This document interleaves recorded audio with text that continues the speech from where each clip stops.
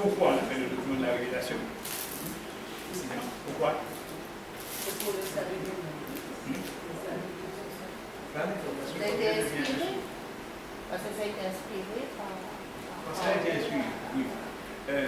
Oui, est inspiré, mais c'est-à-dire, ce que je voudrais savoir,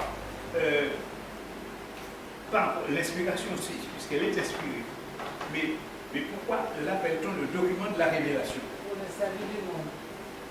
Parce qu'elle révèle Dieu. Ça, c'est pas vrai. Mais comment? Elle révèle Dieu.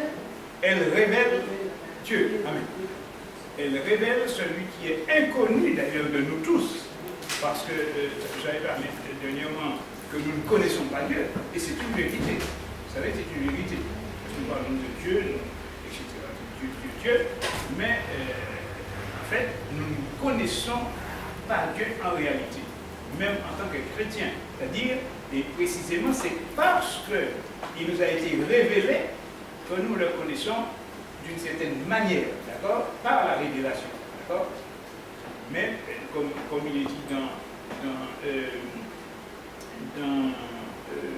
Jean 1, 18, n'est-ce pas? Personne n'a jamais vu Dieu. Seul le Fils unique qui est dans le sein du Père est celui qui l'a fait connaître. Mais personne n'a jamais vu Dieu, d'accord?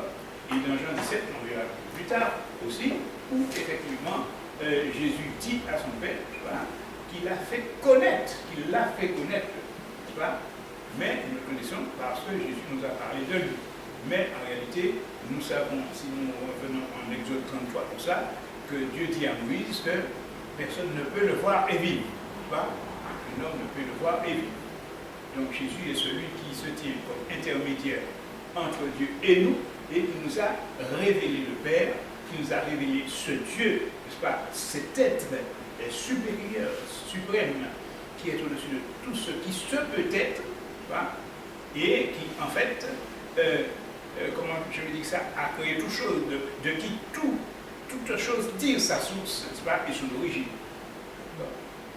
Alors, donc, nous avons eu